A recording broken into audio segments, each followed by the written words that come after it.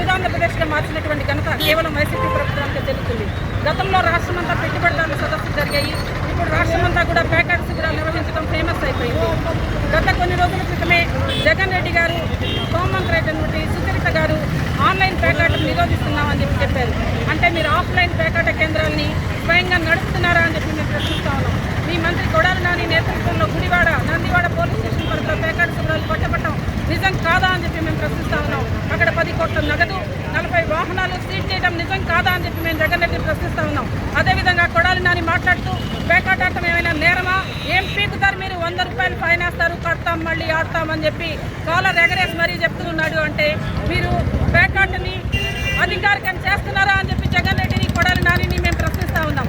దీన్ని తెలుగు మహిళలు తీవ్రంగా ఖండిస్తూ ఉన్నారు.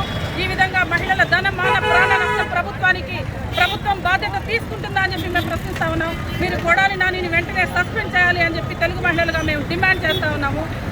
కబడ్దార్ జగన్ రెడ్డి, కబడ్దార్ కొడాలి నాని. ఇదే తెలుగుదేశం పార్టీ తీవ్రంగా హెచ్చరిస్తూ ఉంది.